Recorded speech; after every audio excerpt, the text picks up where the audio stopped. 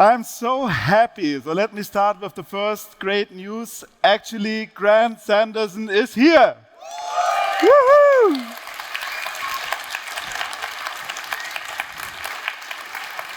A moment that we all waited for long. In 2022, the pandemic, and last year some bureaucratic issues prevented Grant from flying to Munich. But this year, the famous YouTuber behind 3 blue, 1 brown, hinting at a certain color distribution of his eyes, is finally here.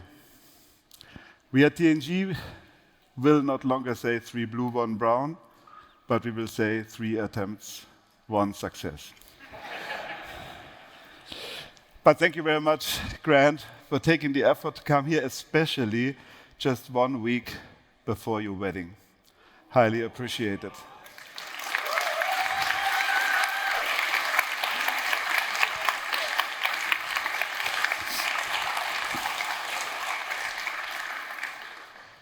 Grant received his Bachelor of Science in Mathematics from Stanford in 2015 and began his online career right away.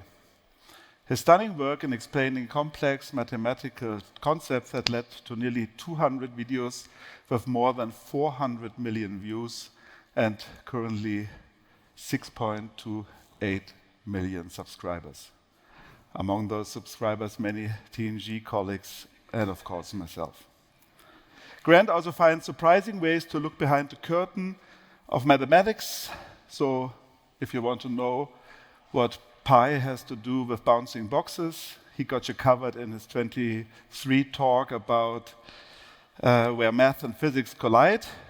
His talks also always showcase how Grant revolutionized the art of visualizing math with his open source visualization framework, Manim. It had got crazy 60,000 stars on GitHub and even received some contribution from TNG. And you remember this talk, it was 22. But beyond his stunning visualization, he captivates his audience with his engaging tone of voice, as you will soon witness yourself, if you not already know. I remember watching his rare live videos during the pandemic, which gave me confidence and hope for better times to come. So thank you for that, Grant. Thank you very much. It was a great time going through the pandemic together with you. But Grant is not only a solo act. He fondly remembers the collaboration with Numberphile, former Big Techday speaker Matt Parker. He also supports young YouTubers like former Big Techday speaker Andy Math in improving their craft. Within today's talk, Grant sets the theoretical stage for the upcoming keynote of Noam Brown in the evening by introducing us to the fascinating mathematics behind transformers. These transformers had led to the stunning success of large language models like ChatGPT. So without further ado, ladies and gentlemen, dear guests in the motor world and dear guests in the stream, for his talk, Visualizing Transformers, Grant Sanderson.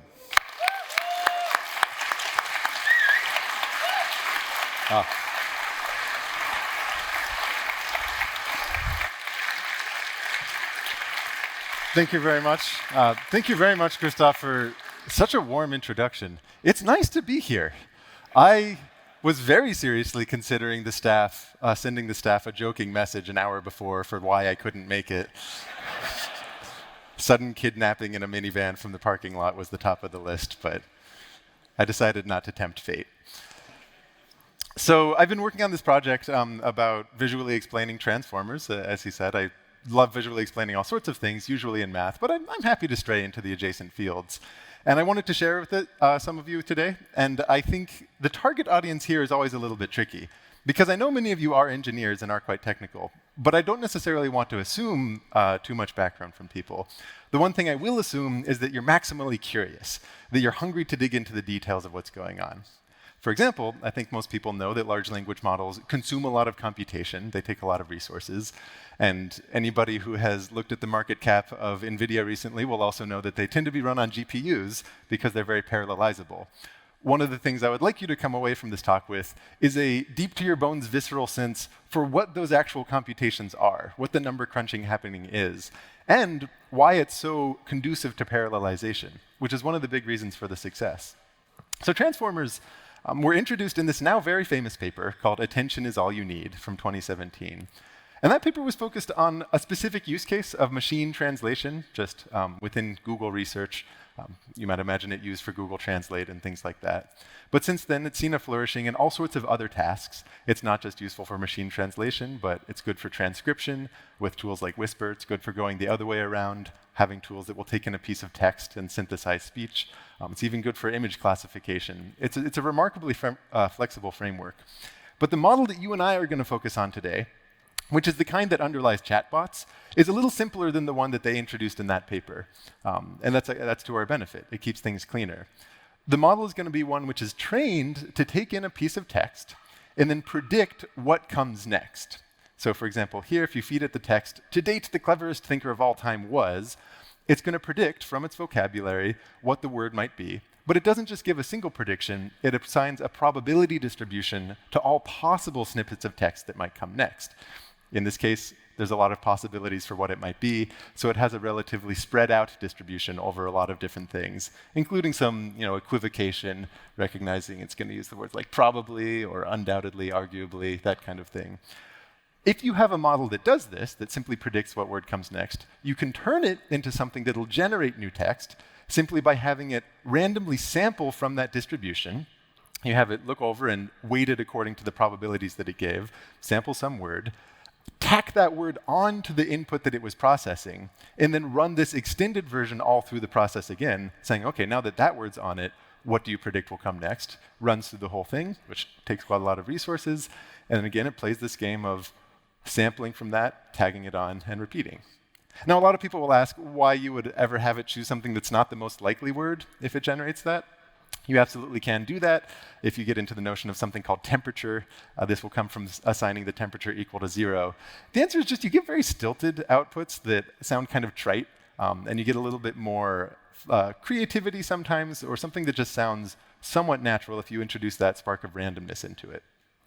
Now, if you want to turn this into a chatbot, something that takes seed text and then extends it, the simplest way you could start for that kind of project would be to have your seed text establish an environment of a user interacting with some kind of hypothetical helpful AI assistant, take the user input that they typed into your chatbot website, tag that on into this input, suggest to it that what's about to be generated is whatever that hypothetical AI assistant would say, and then have the model start to generate those, again, one word at a time. Really one token at a time, but we'll get into that in a moment. So in this case, I took a relatively simple model and have it provide some suggestions for what to do while visiting Munich, and it goes through and does this random sampling process. And I'll leave it to you to judge whether or not its suggestion seems reasonable here. But it's kind of surprising that this should work, I think. The act of having something that simply predicts the next word would get you something that seems to have long-range thinking. And some of that comes from the way that it's doing that prediction and just how long-range the associations can be. So what I want to first do is show a high-level sense for how data flows through this whole model. We're not going to go into the details yet, but we will. Just how does it flow through?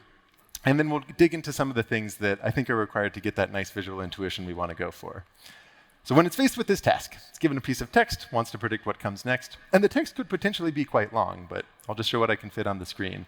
The first step is to subdivide it into little pieces. And we call these pieces tokens. In the case of text, they're very often words or little pieces of words, sometimes punctuation marks.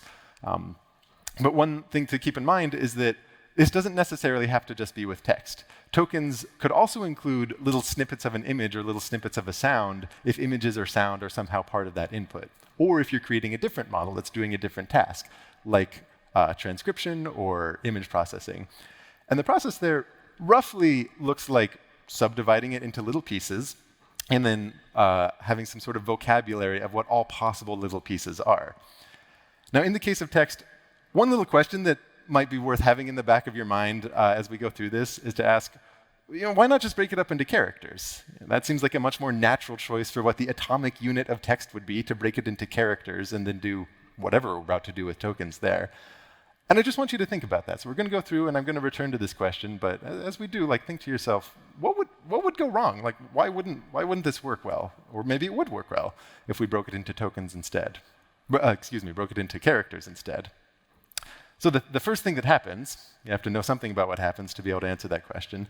The very first thing is to associate each one of those tokens with a long list of numbers.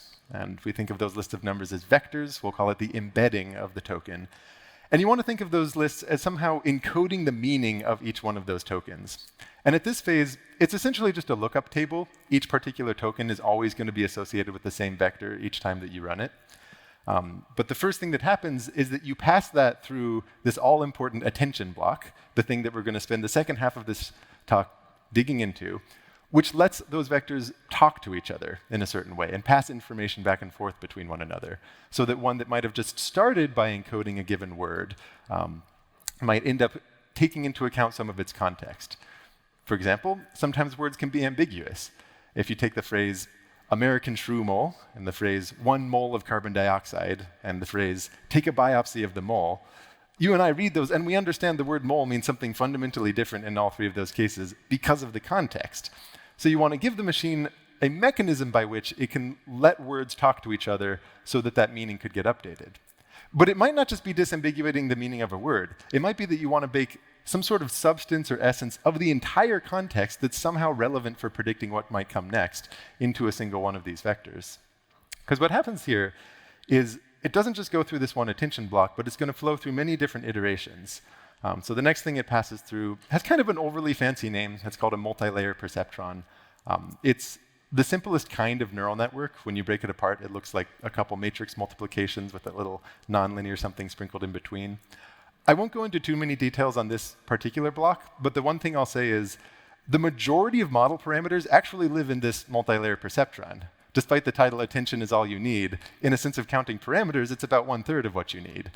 And if you want to ask, okay, why? What's going on with these?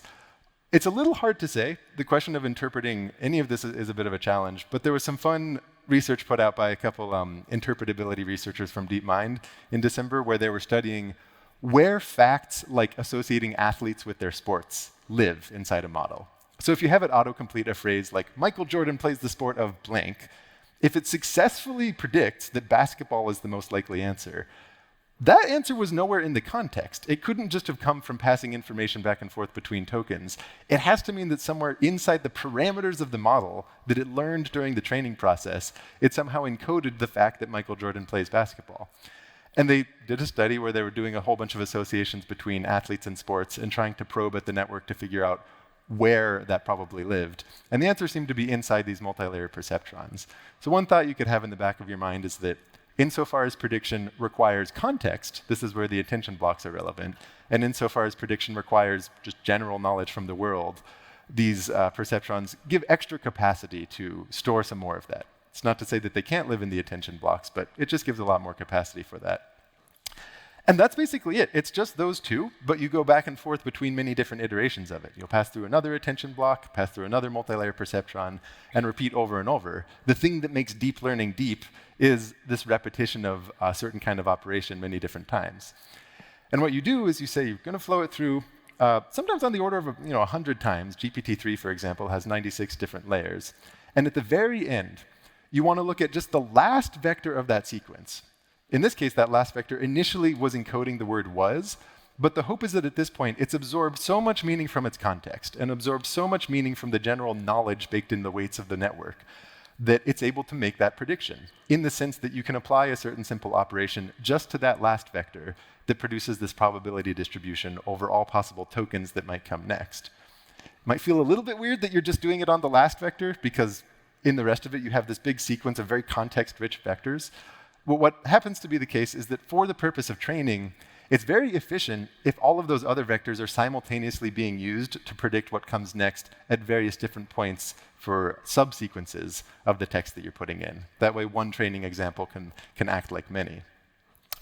And now, I know you know this, but just to keep in the back of your mind, the whole framework behind any kind of machine learning is that rather than telling the network what to do in a very designed sense, where you're going and fine-tuning, okay, I want you to do this with this token and that with this token.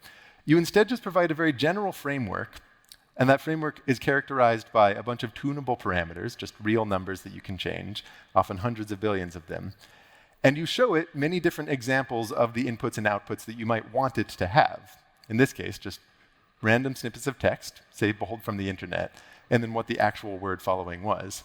And as long as you have some kind of procedure that will tell it how it's doing in a particular example, either saying, ooh, you did poorly on that example, you need to change your weights this way, or you did well on that example, you don't need to change too much. Then if you run this through for many, many, many different examples, presumably some kind of behavior emerges within that flexible structure. Now, the reason that's important to keep in mind is that it means actually understanding what's going on is extremely challenging, because it is an entirely separate question from the design of the network itself and understanding what the computations are. What you and I are going to do is mostly focus on what are those computations and what is the framework, and we're going to use some motivating examples of what we think it might do to help learn what that structure is and make it more memorable. But the actual question of what it's doing, in a deep way, is a very, very unsolved one still today. So the specifics, if you're curious for how this training will look, at a high level, you have a cost associated with each example. So let's say it's auto-completing a phrase, T&G Technology Consulting is a blank. And from actual snippets of text that it pulled from the internet, let's say one of the examples included the word leading following in there. What you would do is say, what probability did you assign, little network, to the actual next word that it was?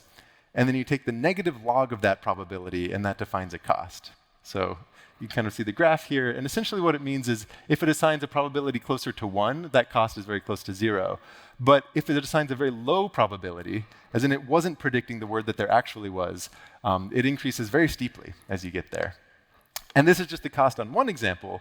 In principle, the cost for the entire network is going to be a sum or an average for the cost over the many, many, many trillions of examples that you give it.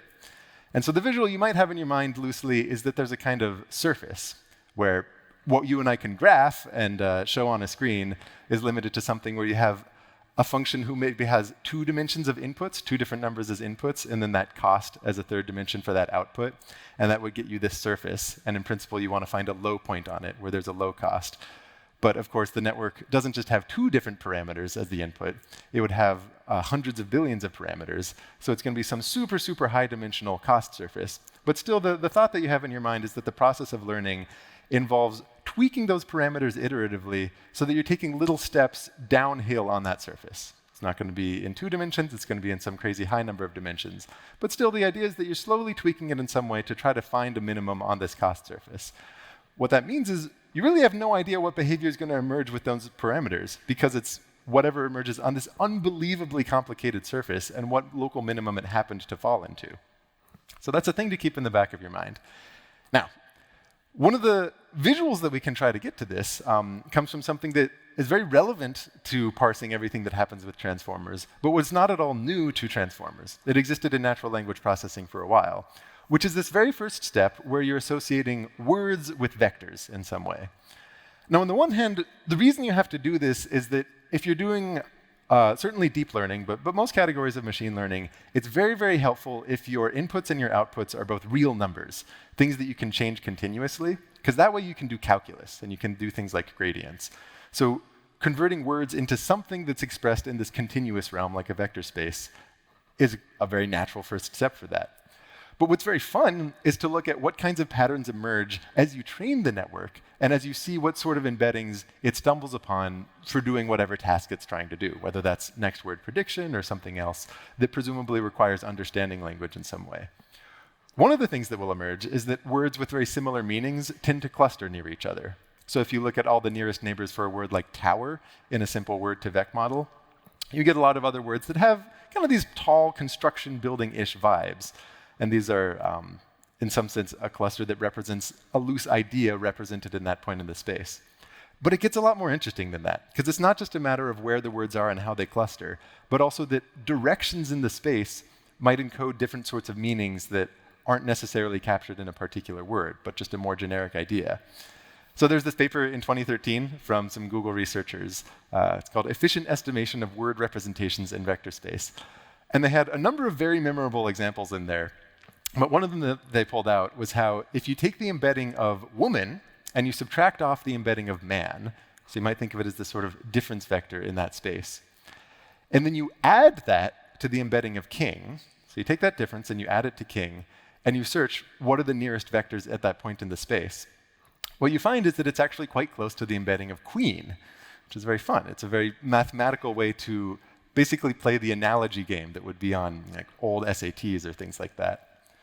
It is fun.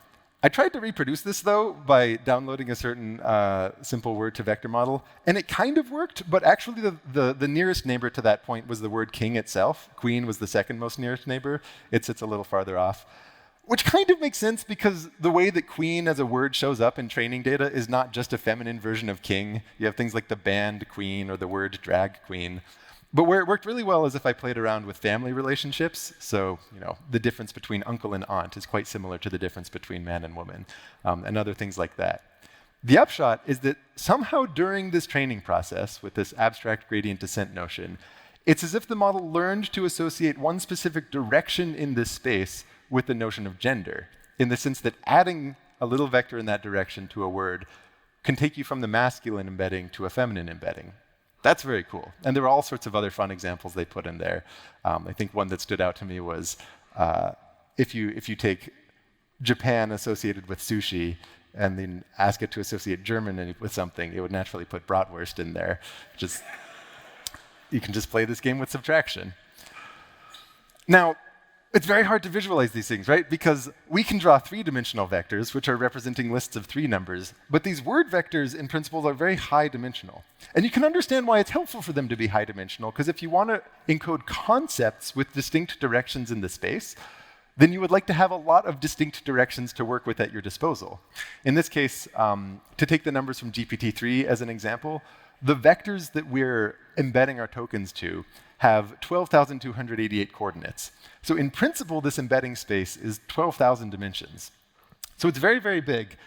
But I also kind of want to explain why it's even bigger than you might think it is. Like weird things start to happen in higher dimensions. And so to get a sense for why this might be helpful, you should keep in mind we don't just want these to be encoding an individual word. It's not just the various meanings of a word that might be relevant. What we want to happen as it flows through the network is for these to have the capacity to soak in whatever meaning is relevant from the context. So here, if I take a little bit from the famous Robert Frost poem, The Road Not Taken, and we look at that last part of the passage, 2 roads diverged in a wood, and I took the one less traveled by.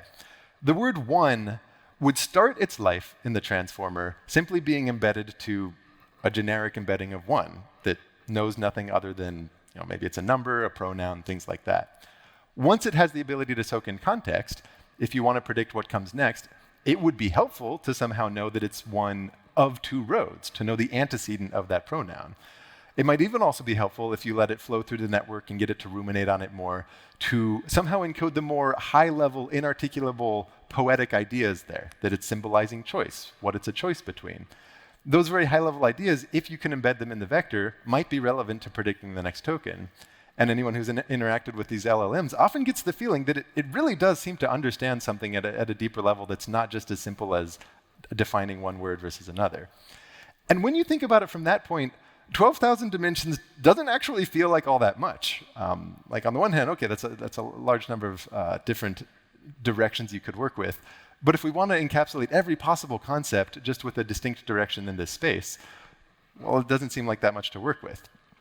So I'll give 2 quizzes here. One is a relatively easy and uninteresting one, and the second one is dramatically more interesting.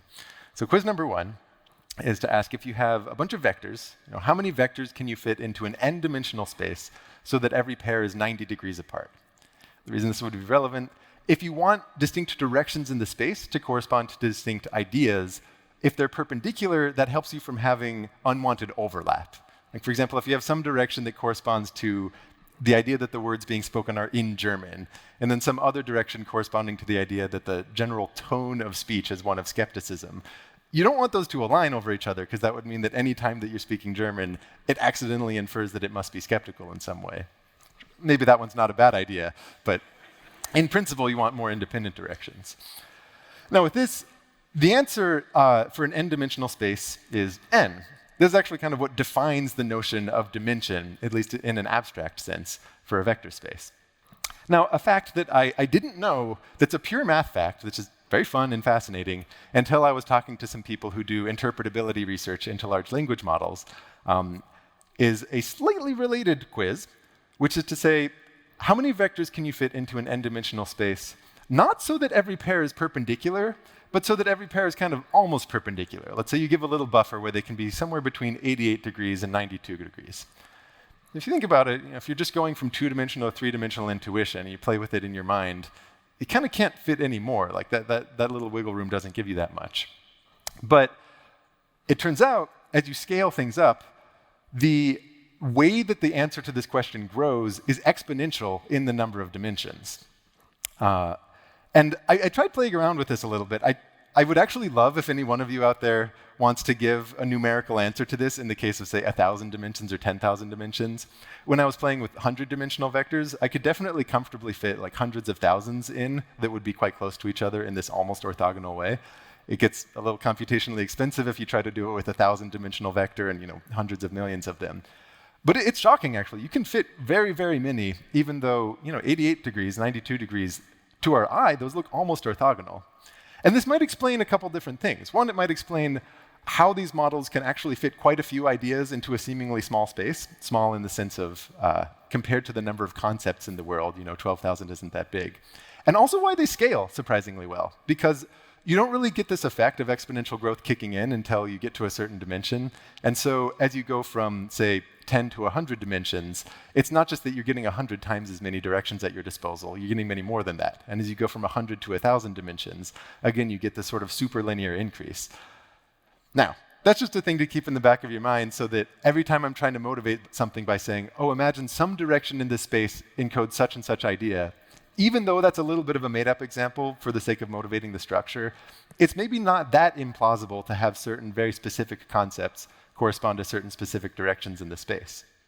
So with all that said, let's get into the meat of the matter, which is what's going on inside this attention block? What is the specific mechanism by which information is transferred back and forth between these vectors?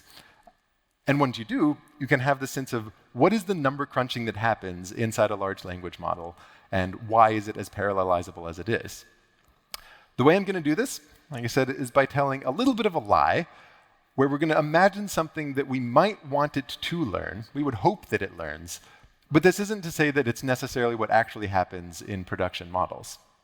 So the specific example here will be to, let's say we have got some kind of phrase like a fluffy blue creature roamed the verdant forest.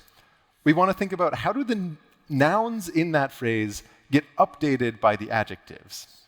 And what I mean by that is when you initially encode all of these, because they don't have any notion of their context from the initial encoding, the vector associated with the word fluffy, for example, is just some abstract notion of fluffiness, not tied to anything. Or the vector associated with creature is just some very generic notion of creature that's not going to be any more specific than that. But we want to somehow get it so that these talk to each other and the relevance of fluffiness and blueness gets baked into that creature word. I should say it's not just that they encode the particular word, they encode a little bit of extra information too, which is the position that it shows up in the context. So that position kind of gets baked into the vector. And this is a very important idea because one of the philosophies here is you want to keep everything parallelizable, which means if sequential relationships are relevant, something is right next to another one, you don't want that to have to be inferred from the way that the data is processed, say going through it step by step. Instead, that should entirely be inferable simply from the state of the vector itself, regardless of what order things are processed in. But in principle, each one encodes basically just the meaning of the word, also the position. So at the moment, if we're envisioning it with these little diagrams here, what you would want is that after the attention process goes through and after you do whatever computations we're going to do, the vector associated with that token creature would now encode the much more specific notion of a fluffy blue creature. Or the vector that was associated with that position of forest now encodes a much more specific notion of a forest that has some greenness to it. And the constraint that we have, it's not a hard constraint, but a helpful design choice if you're doing any kind of deep learning here, would be to make sure that all the operations that you're working with to somehow ask the question of which ones are associated with which and how should they update each other are expressed in the language of matrix multiplication. Because if you do that, where you have a bunch of matrices that are filled with tunable parameters, then this process for training, which relies on gradient descent and a thing called the backpropagation algorithm, can work very efficiently. And it's in part because matrix multiplication can be done very efficiently on GPUs in parallel. It's in part because it's a linear operation, and when you're doing calculus with that, the derivatives are nice and simple. There's no added complexity that emerges. So in general, you try to say, how can I somehow express this notion of letting one thing influencing another only using the language of multiplying matrices, where those matrices have tunable weights in them that can be, hopefully, learning to do what we want them to do.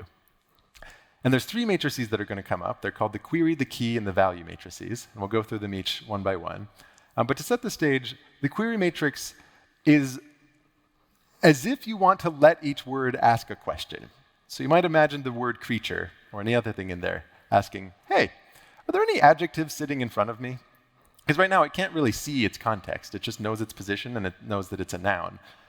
And you also want to give the adjectives that sit in front of it the capacity to somehow, numerically or mathematically, respond to it, answering, yeah, I'm an adjective. I'm in that position. Now, of course, they don't literally ask. Instead, the way that this looks is to associate the embedding for that word in creature with a new vector. It's what we're going to call the query vector associated with that token. And this query vector is commonly much smaller than the embedding. So if that embedding dimension was like 12,000 dimensions, a pretty common choice for keys and queries would be like 64 or 128 dimensions. And the way that you generate this query vector is going to be with a matrix. You take some big matrix, you multiply it by the embedding, and presumably it should somehow be able to pick up on, oh, this embedding is for a noun, and it's a noun in a certain position. And the query that it spits out should somehow encode the idea of looking for an adjective in certain positions. The visual you might have in your mind is that if that embedding vector was in this very big space pointing in some direction, encoding all of that, we're mapping it down to this smaller space to ask the question. And this isn't just something you do to one of the words, you do it to every single one of the words. You multiply them all by that same query matrix. And what that would mean is that every time it hits a noun, the query that it produces is going to be effectively asking, hey, are there any adjectives in such and such position sitting in front of it? You might naturally ask, what is it doing to all the ones that aren't nouns? And who knows? Maybe it's trying to do something else in parallel. For the moment, given that we're just making up a toy example to motivate the structure, I can say, let's just focus on the nouns and then talk about all the other things that you might want a mechanism like this to do later, and whether that would be accomplished in parallel in the same matrix or not. So you apply this to all of the different embeddings, you get this sequence of query vectors, and in the same moment, you also multiply them by a distinct matrix, what we're going to call the key matrix, I'll label it as WK, and you produce a sequence of keys. And it's entirely analogous. Those keys are also going to be smaller vectors in that same smaller space. And the way you think about it would be that they're kind of answering a given question. The keys and the queries are trained together so that if a query vector was picking up on a pattern like looking for adjectives before it, the key matrix should be something such that when there are adjectives sitting in a position before it, it spits out something that will correspond to the answer yes. We'll see what that means in just a moment for them to correspond. But like everything that we see, this key matrix is just full of parameters that are learned during the training process. So whether this is actually what it does is a separate question, but the hope is that you're giving the model capacity to do something like this. So if you have all of these keys, and you have all of these queries, and you've trained everything, just hoping that a bunch of data will somehow get these patterns that you're hoping for, you might think of those key vectors in the same way. You've taken something from that very big embedding space, and you've mapped it down into that key query space. And you should think of that smaller space as really being the same one, where the keys and the queries live in the same space. Because what we'll mean by saying that the key is answering the query is that they align in this space, that they kind of point in the same direction. So if you were to take whatever query was produced by creature, asking, hey, any adjective sitting before this position 4, then the key produced by those words, blue and fluffy, should point in a similar direction, so that you can pick up on the fact that they correspond by somehow measuring whether they point in the same direction. So how do we measure that things point in the same direction? I mean, there's a number of different ways, but certainly in the context of machine learning, where everything is friendly if you can just multiply things and add them up and do nothing more complicated than that, easiest tool in the belt is the dot product. This dot product is going to be positive whenever two vectors align with each other. It's going to be 0 whenever they're perpendicular to each other, which we'll think of as meaning unrelated. and it's negative whenever they point in kind of opposite directions. So if after producing all these keys and queries, you take each pair of them and you take a dot product between every possible pair, this is going to give you a grid of values that's telling you which words are relevant to updating the meanings of which other words. So the way I might like to visualize this is thinking of all of those points inside the grid as literal dots, where the big dots correspond to large dot products, small dots to smaller dot products. So in our particular example with adjectives and nouns, that pattern would look something more like this. Or for example, if we zoom in and you look and you say, okay, fluffy and blue each kind of give us something which is a very large when they're being related to the word creature, and then everything else is small in comparison. That's going to be something we can work with, and the question is, okay, what are we going to be able to do with this if you pick up on which words are relevant to which other ones? Now, the thing that we're going to want to do, and there's a certain lingo for this, by the way, where anytime this happens, you say that those tokens on the left attend to the token on the top. So in this case, the adjectives attend to the creature. What you want to do is take some kind of weighted sum according to how much each of these vectors on the left attends to one of them on the top. And we're going to take weighted sums along the column such that we want the big ones to matter more, and then the small ones with very unrelated words like the down in the row to matter less. But at the moment, these aren't weights. These are just outputs of a dot product that are maybe very large positive numbers or large negative numbers. And if we want them to behave like weights, we need them all to be between 0 and 1, and for them to all add up to 1. And once we have it like that, we'll take a weighted sum. In a couple minutes, you'll see what it is that we're taking a weighted sum of. But just knowing that we want them to act like weights, the tool in the belt for this, another very common function that comes up in machine learning contexts, is something called the softmax. It has a very elegant little formulation. You essentially exponentiate everything and then normalize it. But all you really need to think about is that it takes an arbitrary list of numbers. They could be positive, could be negative, they could even be infinity. And the output is going to be a list of numbers where each one of them is between 0 and 1. And if you add all of them up, it adds up to 1. And the larger numbers from the input will correspond to larger probabilities, basically larger weights in that output. And then the smaller numbers from the input end up closer to 0. So the reason we call this softmax is that it acts kind of like a maximizing function, where if one of those numbers in the input was notably bigger than the rest, then the distribution on the output has almost all of its weight towards that. So if you were sampling from that distribution, it's effectively the same as just choosing the maximizing input. But it's softer than a max in the sense that as you continuously change things, you get this smooth change in what that output is, which again is friendly if you want to be doing calculus with this, which is what's going on with that gradient descent under the hood. So we take this list of numbers that we want to act like weights that are currently just arbitrary things between negative infinity and infinity, and you run it through a softmax. And you do this to every single column in this diagram. So every column that corresponds to one of the queries, you're taking the softmax with all these dot products, and it's giving you a sense of weights for which other words are going to be relevant to updating the one at the top of that column. There's a little nuance that I'm not illustrating in the diagram here, where before the softmax you divide by the square root of the dimension for that key query space.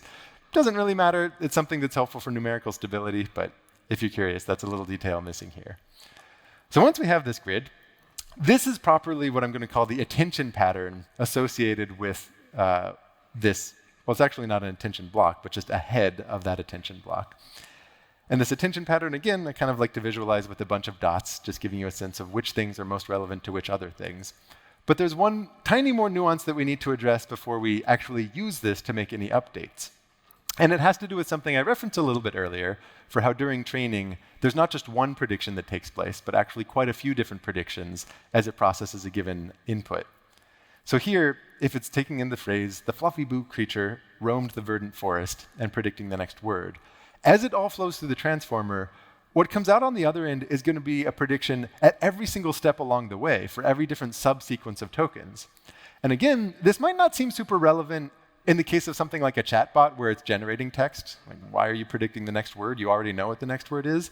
But it's very relevant for training, because it means that if you feed in this particular thing, rather than just having one particular training example, which is whatever actually follows this, you get a whole pile of training examples where it's using those same weights to try to make predictions all along the way. And so all of the weights get to be updated by all of the different predictions that it's making for that one bit of processing.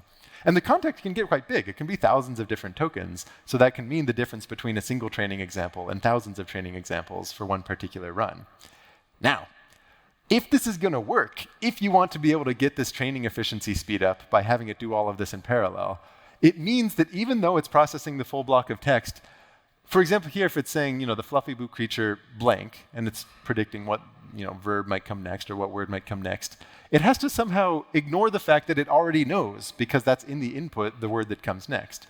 And given that the attention mechanism is letting all the vectors talk to each other, if you just blindly let it allow all of them to talk to each other, each one along the way would have the answer given away to it.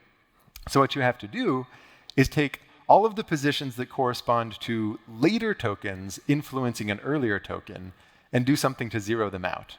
So in this case, everything where there's a later token, like the word roamed, sitting before an earlier token, like the word creature, that's something that we're going to want to make sure is 0. And by the way, if you see diagrams like this in other sources, there will be different conventions on whether people are putting the queries at the top or the keys at the top. And so you might see this masking look transposed from where it is now.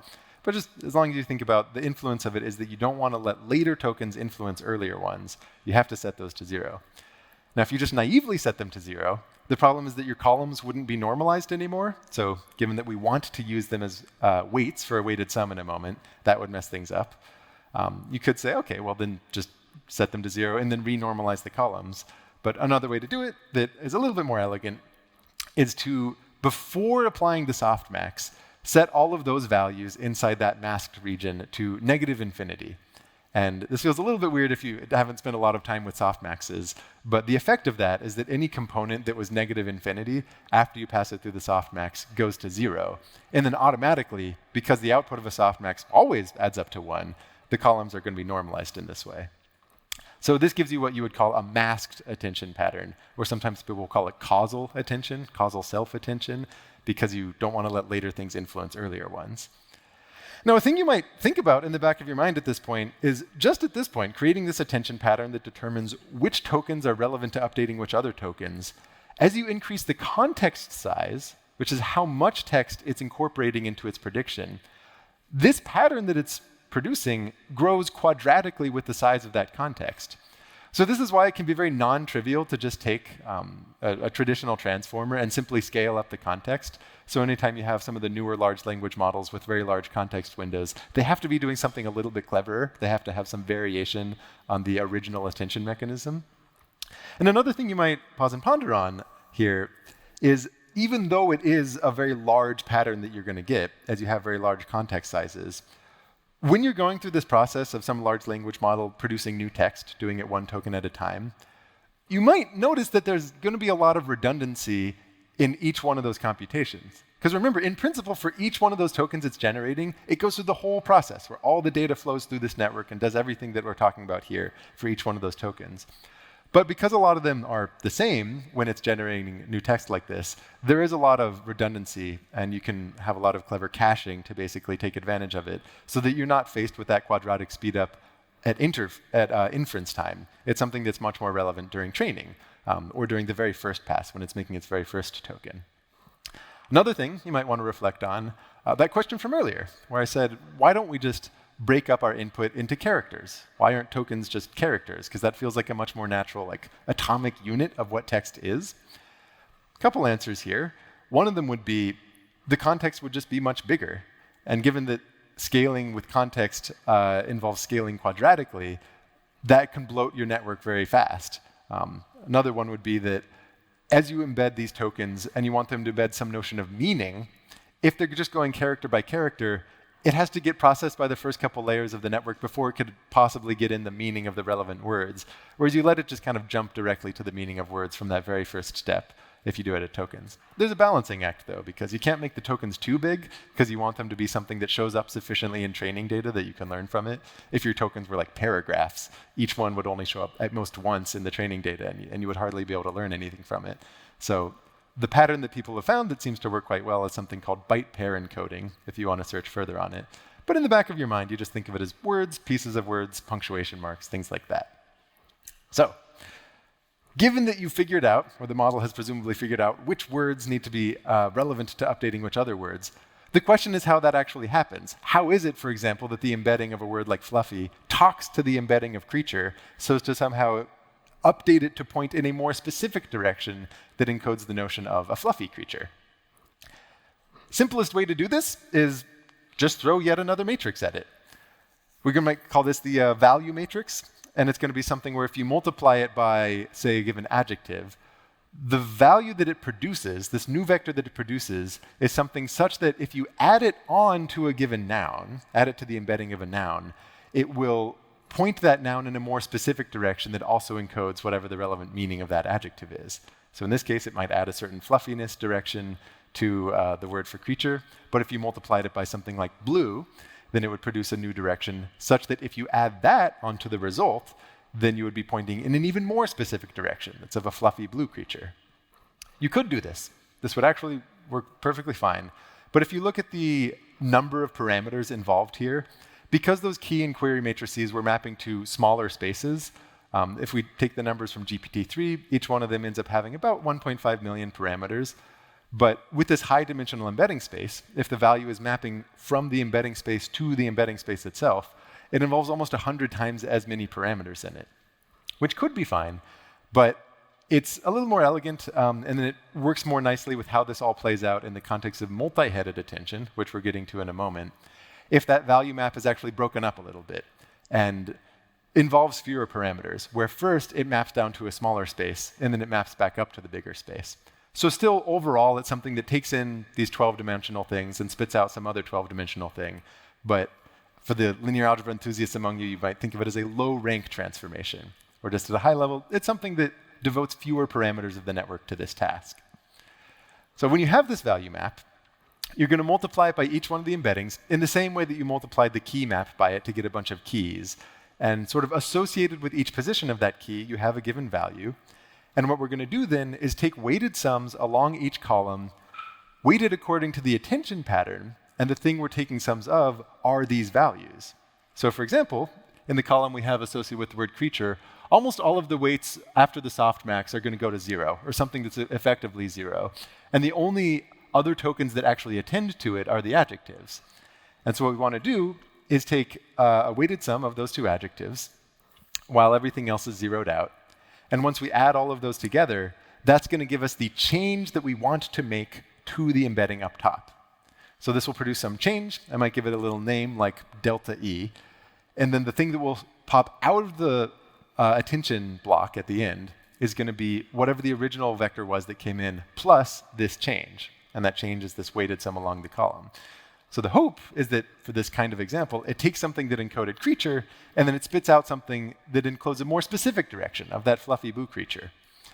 And this isn't just doing it to one column, it actually does it to all of the different columns based on the attention pattern, based on those different values. It'll take this weighted sum, producing a sequence of changes. It'll add that sequence of changes to the sequence of vectors that flowed in, and those sums are going to be what flows out of the attention block, at least almost. So far I've just been describing what you would call a single head of attention. And as it is, this is actually quite a lot to think about because each one of them is being multiplied by a key matrix and a query matrix and a value matrix, and those keys and queries are producing this big attention pattern, and that's going through the softmax, which is used for, it's a lot to think about. But this happens like 10,000 times for a single pass of the network, because this is just a single head of attention, and then each attention block often involves many different heads. It might be something on the order of 100. Bigger models could have bigger ones. And then there's going to be many different layers of attention. So if this is just one of the heads, multi-headed attention is something where you would think about those happening all in parallel. And again, the mantra for transformers is that they're very well architected to work on GPUs so that you can run these things in a shorter amount of time, even if it's a greater amount of computation. And what I mean by multiple attention heads here is that this adjective noun example is just one out of many, many different ways that you might imagine context is relevant to updating meanings. You can imagine all sorts of other things, like also in the sphere of grammar, adverbs updating the meanings of verbs, or nouns and their antecedents going together. But it doesn't even necessarily have to be grammatical. Just really anything where you want to somehow transform information that was in one part of a passage to something that's later such that it's relevant for predicting the next word. That has to somehow happen through these key, query, and value mechanisms that are asking which things are relevant to which other ones and what changes should take place when that relevance is there. So each one of the heads inside one of these multi-headed attention blocks has its own distinct key and query matrices, which are used to produce their own distinct attention patterns. And they have their own distinct value maps, which are producing their own distinct sequences of values, which again, you do this whole weighted sum along the columns for. So it really is a lot to think about. And every single output from those heads, which is a proposed change to make to the embedding that was in there, you add all of those up together to the original embedding that flowed in. So there's lots and lots and lots of different things that are added to it, or at least potentially added to it, depending on whether they're zeroed out by these attention patterns or not. And so in this just little schematic illustration that I gave, where we have an attention block and just some dancing lines to indicate that they're talking to each other, the thing that's happening under the hood there is all of those distinct attention heads, which themselves involve all of these distinct patterns playing with each other. And like I said at the beginning, there's not just one attention block. It flows through a multi-layer perceptron and then another attention block that again lets them all update each other and just keeps flowing through like this. And so the loose thought there is you have all of these vectors gaining richer and richer meanings, and the context that they're drawing from is itself becoming richer and richer and richer. And by the end, your hope is that it's not just the meaning of the original token anymore. It's really whatever it needs to be able to predict what comes after at that point. Now, there's definitely a lot more that can be said about transformers. We could, for example, dive into what's going on with those multi-layer perceptrons. But I think this is a pretty good point to step back and ask a little bit, why are these as effective as they are? There's lots of different tactics that people have been trying in deep learning for a while. But essentially, since that 2017 paper, transformers have just been on the uprise for being applied to more and more distinct fields. And there's a couple things you could point to here. One of them is that a big lesson in machine learning through the last couple decades is that scale alone matters. Simply making things bigger and simply giving them more training data can sometimes give qualitative improvements to the model performance. And there's laws that people will write about this. They're not mathematical laws, they're more kind of heuristic laws, but they can be phrased mathematically that predicts for a given size of the model, for a given amount of training that you do, what's the cost function going to look like? And if that cost function is going down, that typically corresponds to improvements in the model performance that are qualitatively visible. It just looks like a chatbot that behaves better, things like that. And if scale matters, that means that parallelizability matters. So a lot of earlier natural language processing, it would read through text the way that you and I do. It would kind of start from the beginning and go through the end, and as it's reading through, it updates meaning a little bit more. But once people did away with all those mechanisms and just left one of them, the attention mechanism, which allows things to talk to each other, but not in a way that relies on sequential processing, it means that they can process text very differently from how you and I do, where they take in the whole passage and just kind of ingest it at once, letting all of the different embeddings talk to each other as it does. That's very weird from our standpoint, trying to empathize with it compared to how we do it, but it's extremely friendly for GPUs and letting a training run effectively do more total floating point operations in a given amount of time. The other benefit here, the fact that we're doing a next token prediction, that means that you can train on a huge amount of data that doesn't require human labeling. So having this pre-training phase where you can just give it massive amounts of data that didn't require having a bunch of human labelers labeling what's on an image or things like that, means that you can get a lot of that training reps in this very large model without being constrained by the human feedback. Human feedback usually comes in later, where often the reason that we call it pre-training when you do all this next token prediction is that what's required to make chatbots, for example, work more effectively is to have some kind of reinforcement with humans in the loop thereafter. But still, the idea that most of the actual flops in training can come from something unsupervised plays into this idea that scale and scale alone tends to matter. And another component for transformers, which is quite nice, even though we were focusing on language, where you break tokens into, or where tokens are little snippets of words, the fact that you can tokenize essentially anything, just break up whatever your data type is into little pieces, and then embed those as vectors, means that you can have lots of distinct data types work in conjunction with each other. If you want a model that processes not just text, but text together with an image or together with sound, it can treat all of those as equal citizens in the same landscape, rather than having to have different bespoke architectures for each one and then having a whole different process for how they talk to each other later. So with that, I think I'll call it an end here and say thank you and turn things over to the Q&A. I'm more than happy to talk more about transformers if you want. I'm also happy to answer anything about 3 blue and brown if you want. But with that, I'll call it an end.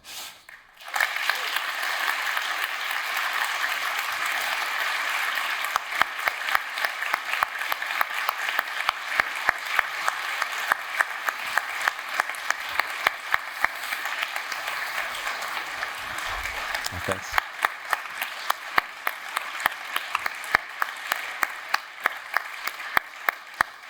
Thank you so much. Awesome talk. I mean, you used your presentation framework, so we can't really talk about slide, but how many push forwards did you had in this 50 minutes of your talk? Oh, like how many slides? Yeah. Oh, we talk about slides, good. I guess it looks like 97. Okay, that's cool. More than one per minute. So Q&A is open. Andreas is already in the back, so raise your hand if you have a question. That's what.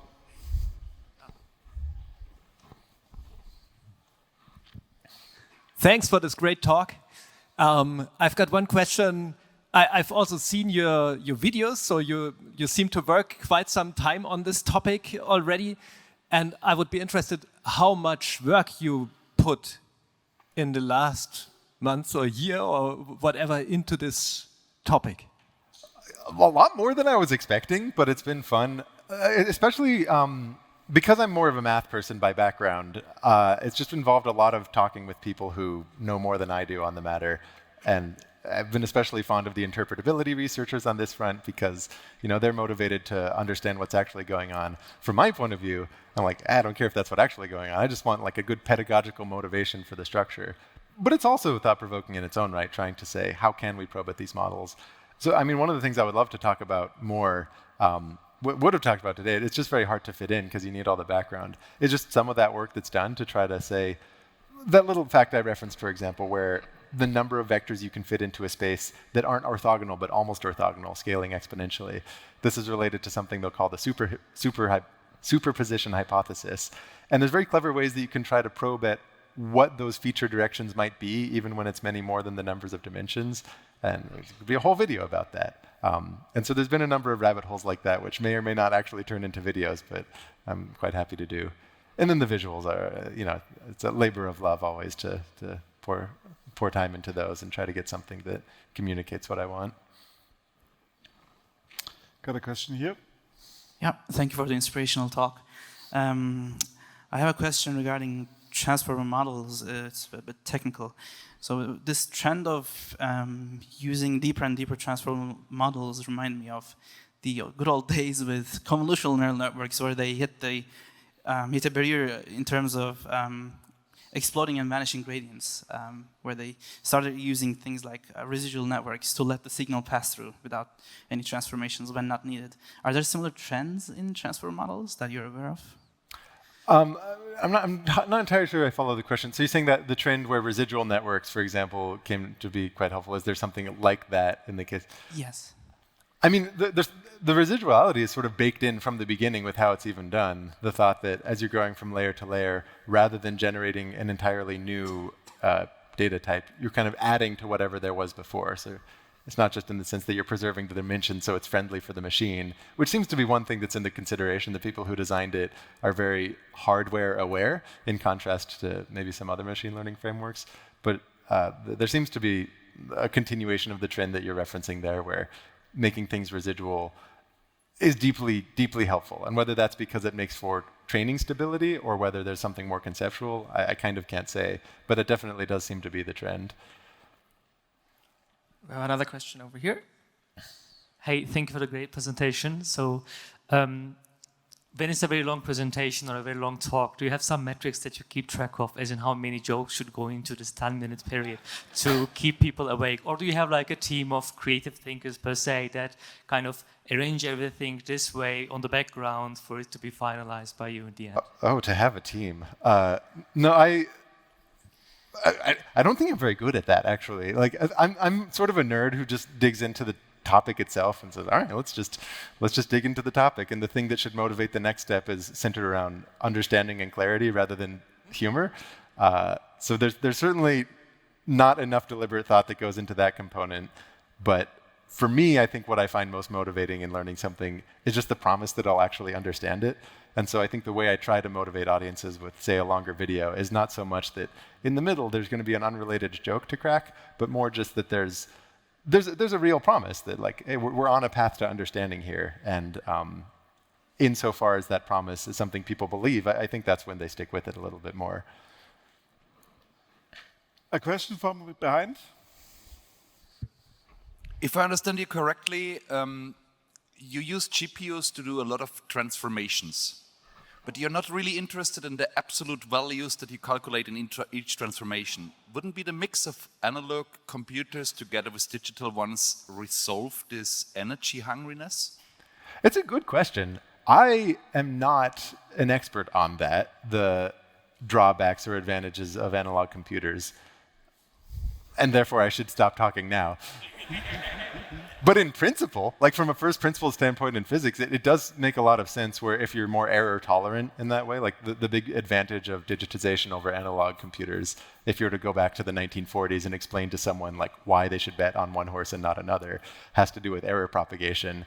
And so in this case, if you kind of don't care about that because everything's just a matter of soft association anyway, I'll believe it. I am as curious as you are to understand why that's not the case. My best guess, or why they haven't, replaced it, it's just that there's so much smart mind power that's gone towards optimizing the living Christ out of matrix multiplication in a digital context that it's just hard to catch up with that, even if something's going to be better from like a first principle standpoint. There's such a head start on that one. But if you find someone with a clearer answer, send that answer my way because I'm as curious as you are. Do we have a question in Zoom? No, we have one more here. Good. Yeah. Yes.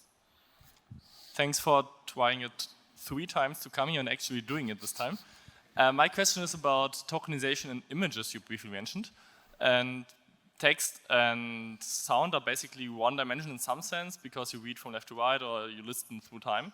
But images are inherently 2-dimensional, and I would argue that the pixels above and below are more important than the one at the end of the current pixel row. So how could you tokenize that into a nice... Yeah, so I guess there's 2 things there. One is the tokenization, and one is how the attention will work there. I mean, the tokenization, loosely speaking, you'd want to think of it as like little patches of the image are going to be the tokens, and then you have some notion of positional encoding that will encode that, but not just the X position, but also the Y position, so that the vector that embeds that patch kind of knows where it is and can use that for associations. But as I understand it, the naive way of doing that, you're just going to end up with either way too many tokens or tokens that are way too small, because if you think of kind of the resolution of an image and wanting tokens to be ones that like show up decently often, you would just end up with something that bloats the network a lot. So you have to get a little bit clever, but like in principle, it's just the patches. And then for how they talk to each other, there's various different things where you can mask the attention so that it first does it column-wise and then does it row-wise or something like that. But there's, as I understand it, like not one single way of going about it. But in all cases, it does do something that appreciates your point where it's 2-dimensional. And the way that you'd see that is usually in the positional encoding.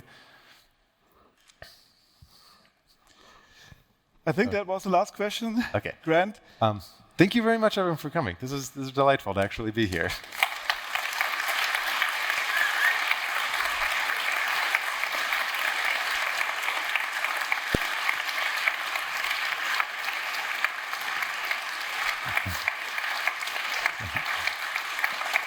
Thank you.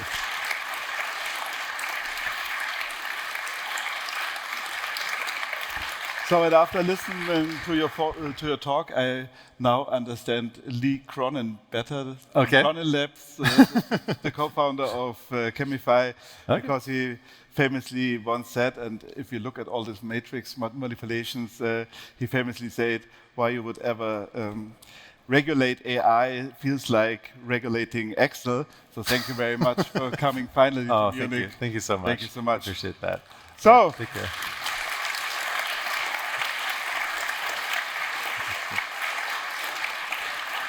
You finally made it to the main talks of this big tech day.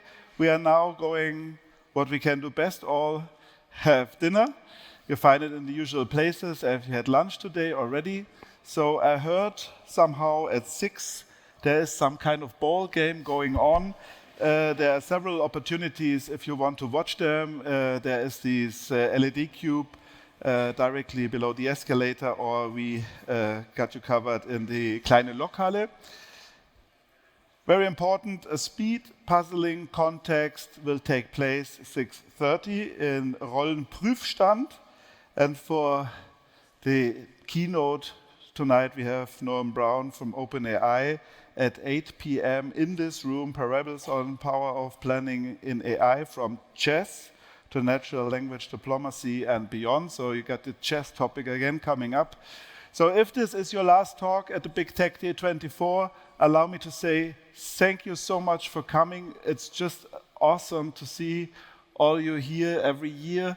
And please make sure, if you're not coming to this conference, it would make no sense for us to organize it. So you're playing an integral and the most important part among with our speakers. And, we always try hard to really get them down on ground here in Munich for you. So thank you very much. But please also feel invited to stay, have dinner, speed puzzling, watch ball games, and come to the keynote of OpenAI in the evening. Thank you so much. Thank you, Grant Sanderson. Yeah. Pleasure. Pleasure's all mine.